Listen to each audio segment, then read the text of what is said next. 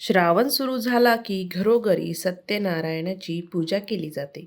कोणी 1.25 किलोचा प्रसाद बनवतात, तर काही जण वाटीच्या प्रमाणामध्ये हा शिरा बनवला जातो.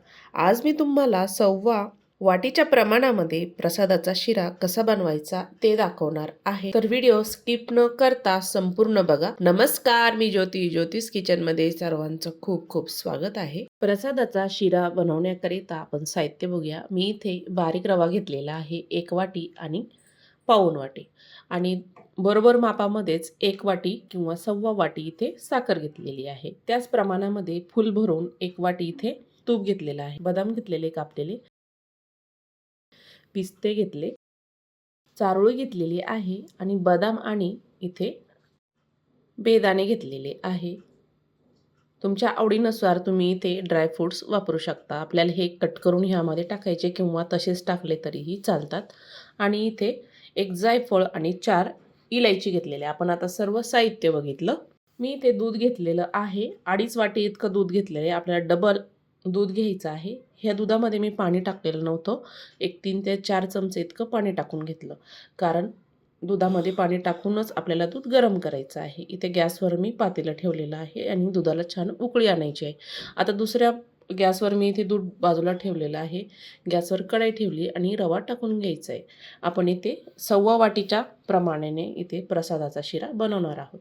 आता सुरुवातीला थोडासा गरम करून घ्यायचा. त्यानंतर आपल्याला ह्याच्यामध्ये साजूक तूप टाकायचं आहे आणि इथे मी साजूक तूप भरपूर टाकून घेणार आहे, कारण हा रवा छान तुपामध्येच भाजून घ्यायचा, म्हणजे छान असा फसफसून वरती येतो आणि शिऱ्याची चव छान होते. तूप मी इथे टाकून घेतलं आणि छान मिक्स करून घ्यायचे. गॅस अगदी मी कमी ठेवलेला आहे. छान असा हा रवा आपल्याला छान गुलाबी रंग येईपर्यंत भाजून घ्यायचा आहे. मी इथे 4 ते 5 मिनिट झालेले आहेत. बघू शकता रवा छान फुलायला लागलेला आहे. एकसारखं हलवत आपल्याला हा रवा छान भाजून घ्यायचा आहे. आम्ही गावाकडं माझ्या माहेरी 1.25 किलोचा प्रसाद बनवायचे. 1.25 किलो सर्व मापाने घ्यायचे आणि त्याच्यामध्ये 2.5 लिटर इतकं दूध लागायचं आणि ते चुलीवर बनवायचे. छान असा इतका सुंदर व्हायचा. 2 ते 3 दिवस तो छान आरामशीर टिकायचा. अजिबात खराब व्हायचा नाही, कारण त्यामध्ये अजिबात पाण्याचा वापर केलेला नाहीये. आवश्यकतेनुसार ह्यामध्ये अजून आपण तूप टाकून घेऊया. संपूर्ण तूप ह्यामध्ये आपल्याला वापरायचं आहे. आता आपण दूध चेक करूया. दूधाला छान इथे उकळी आलेली आहे. आता बाजूला ठेवूया. रवा बघू शकता तुम्ही 8 ते 9 मिनिटांनी छान त्याला गुलाबी कलर यायला सुरुवात झालेली आहे. ह्यामध्ये आपल्याला सर्व तूप वापरून घ्यायचं आहे. मी सर्व त्याच्यामध्ये 2 चमचे बाजूला ठेवलेले, संपूर्ण तूप टाकून घेतलं आणि तुपामध्येच हा रवा आपल्याला छान असा भाजून घ्यायचा आहे. इथे मला 12 ते 15 मिनिटं लागलेली आहे भाजण्यासाठी. आता रवा छान गरम आहे, त्यामध्येच आपण ड्रायफ्रूट टाकून घेणार आहोत. बदाम टाकले, काजू, पिस्ते, चारोळी आणि मनुकेही टाकून घेतले आणि छान मिक्स करून घ्यायचे. त्याच्यामध्ये आपल्याला ड्रायफ्रूट्स रव्यामध्येच भाजून घ्यायचे आहे. अगदी गॅस मी कमी ठेवलेला आहे. स्टीलची कढई आहे. जरी जाड बुडाची असली तरी एकसारखं आपल्याला आता टेम्परेचर याचं खूप हाय आहे आणि लगेचच हा करपू शकतो. त्यामुळे मी एकसारखं हलवत छान असं भाजून घेणार आहे.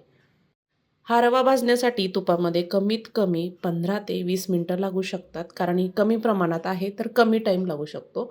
जास्त प्रमाणामध्ये करायचं असेल तर अर्धा तासाच्या वरती आपल्याला रवा भाजण्यासाठी टाईम लागतो. आता तुम्ही कलर बघू शकता रव्याचा, छान इथे लाल झालेला आहे, गुलाबी रंग आलेला आहे. आता आपण गॅस कमी करणार आहोत आणि दूध पण गरम आहे. सावधगिरीने करायचं. अगदी थोडं थोडं करून याच्यामध्ये दूध टाकायचं आहे.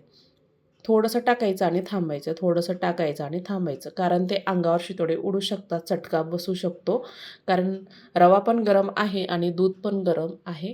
आता थोडं टेम्परेचर नॉर्मल झालेलं आहे. त्यामध्ये आपण आता सर्व दूध ओतून घेणार आहोत. तरीही थोडं सावधगिरीनं करायचं आहे. आपल्याला आता संपूर्ण दूध ह्यामध्ये लागणार आहे, कारण 2.5 वाटी इतकं मी ह्यामध्ये दूध घेतलेलं आहे. मोजून साहित्य घ्यायचं, म्हणजे हा प्रसादाचा शिरा खूप छान होतो. 2 ते 3 दिवस आरामशीर टिकतो. सर्व दूध आपण ह्यामध्ये ओतून घेतलेलं आहे आणि छान चमच्याने मिक्स करून घ्यायचं आहे. गॅस मी अगदी कमी ठेवलेला आहे. आता कमी गॅसवरच हा शिरा आपल्याला छान असा शिजून घ्यायचा आहे.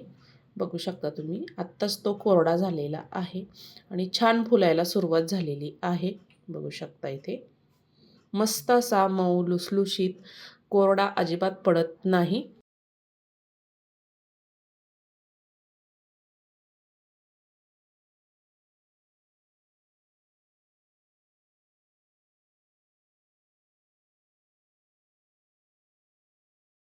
आता ह्याच्यामध्ये काही इलायची टाकायची आणि जायफळ थोडंसं किसून टाकायचं आहे. तुमच्या आवडीनुसार तुम्ही ह्यामध्ये केळी टाकू शकता. मी तर केळी टाकलेली नाही आहे. केळी जर तुम्हाला टाकायची असेल तर रवा भाजताना ड्रायफ्रूट टाकले ना त्यावेळेसच केळी टाकायची. म्हणजे छान त्यामध्ये मेल्ट होते. आता साखर टाकून घ्यायची आहे आणि छान मिक्स करून घ्यायचं आहे. संपूर्ण साखर ह्यामध्ये मी टाकून घेतली. 1/4 वाटीच्या प्रमाणामध्येच आपल्याला सर्व साहित्य घ्यायचं आहे. खूप मस्त असा श्रावण महिन्यामध्ये असा प्रसाद केला जातो. सत्यनारायणची पूजा केली जाते. अशा पद्धतीने तुम्ही नक्की तयार करून बघा. आता बघू शकता साखर त्यामध्ये छान मेल्ट झालेली आहे. झाकण ठेवायचं आहे 3 ते 4 मिनिट.